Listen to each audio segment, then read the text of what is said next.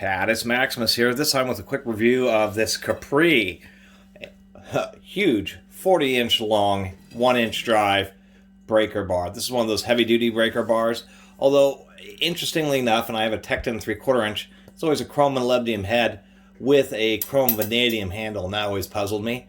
It is a little different than the Tecton, so I don't know if it's made by the same manufacturer. It cost me $70, but I think it's an okay deal. Really, to tell you the truth, 1-inch drive stuff is not cheap, and so $70 really isn't bad for a giant breaker bar. After I bought it, I should have read the reviews before. People have had some issues with the Capri breaker bars, these long handle ones, shearing. Not a ton, but a few people have.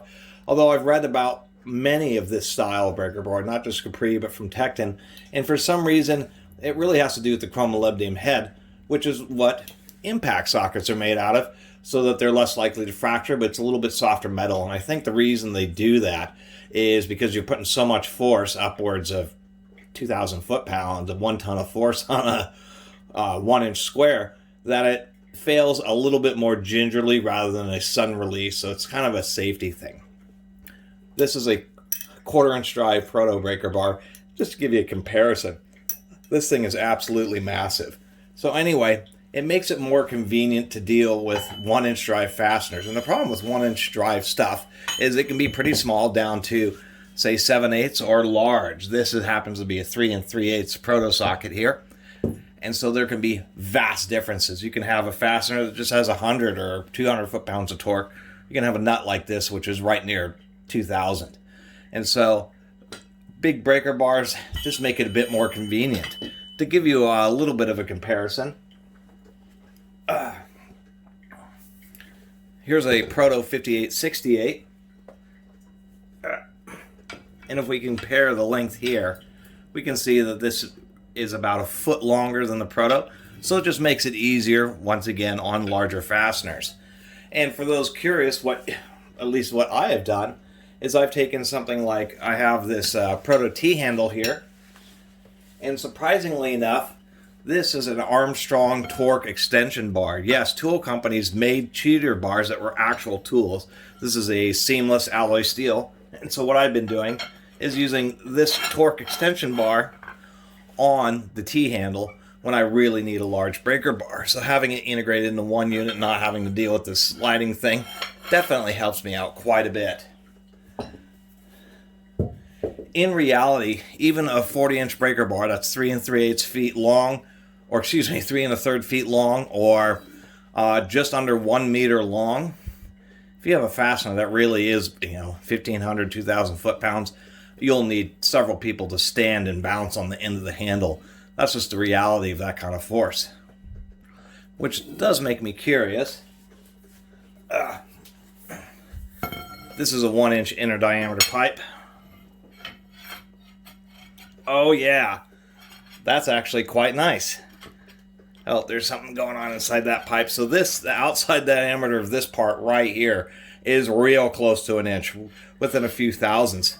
So yes, I can use this big extension bar on a giant breaker bar and probably end up bending it before I break the fastener. But it's still kind of nice to know that I'm able to do that.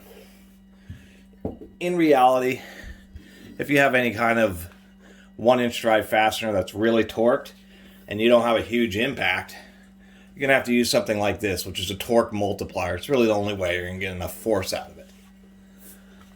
That being said, this certainly helps in many of the intermediate torque levels, 500 foot-pound range, that type of thing, where that Proto just isn't quite long enough.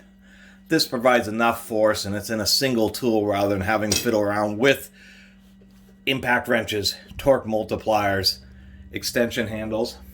One thing I was a little bit worried about was the detent, and I thought it was a little bit soft, but it doesn't actually seem to be too bad. Once again, this is a 3 3/8 socket, which is, 90 millimeters or something like that. So it weighs a few pounds of steel. Whoop. I don't have it aligned with the hole. There we go. So if you have it aligned with the hole in the socket, it actually holds it up pretty well. I'm pretty surprised. So to tell you the truth, you can have some pretty big and heavy sockets on here, and they're at least not going to completely fall off. So I appreciate that. And it's kind of hard to find these. There's not a lot of cheaper companies that are making these 1-inch drive breaker bars.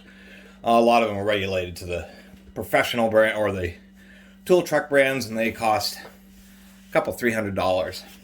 One thing I was going to mention I've seen on all these is this aspect here, where this notch that they carve out really seems to be excessively deep, and they could make these forks a little shallower.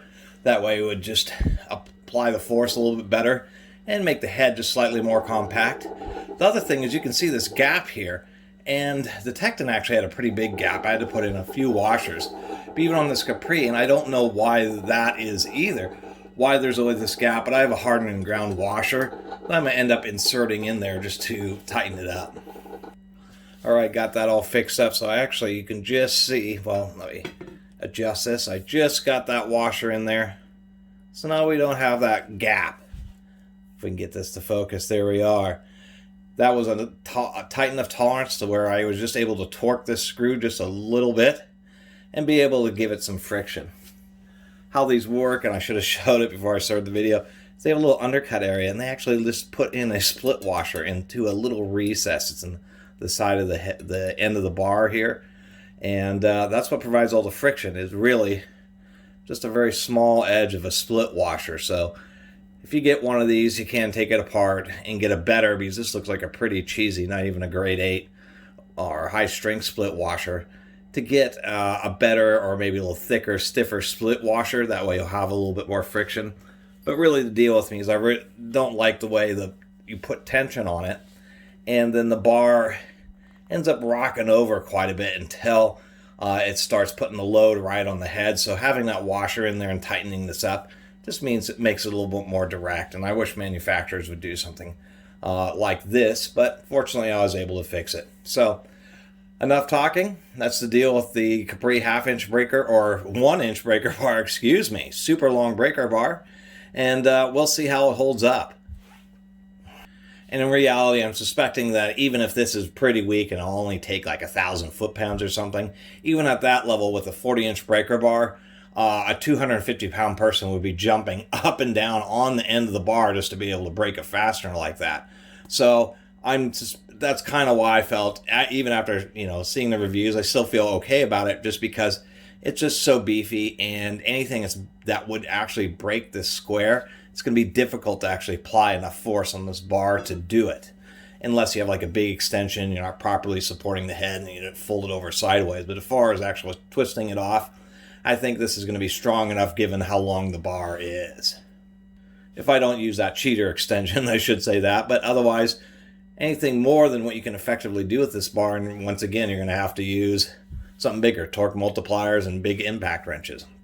But as far as how it goes, it's not easy to find these huge breaker bars, and they are definitely pretty handy, especially considering how big inch drive sockets can get and how much torque they have.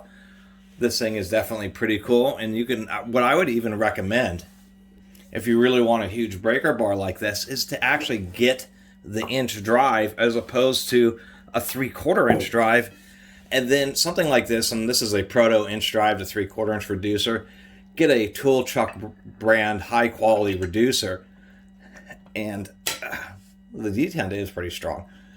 Get a professional grade reducer, then you don't have to worry about shearing the breaker bar, because it's just so much bigger than the fasteners you're driving. So that's also another, I say, reason to get it. And for $70, I don't feel so bad about it. I guess the worst part is just the fact that Capri does a simple laser etching. It's the only way you know that this is a Capri. At least Tecton roll stamp theirs. Anyway, I really appreciate everybody who's been watching and subscribing. And if you haven't subscribed, please do. And if you haven't commented, please do as well. Until next time, Catus Maximus out.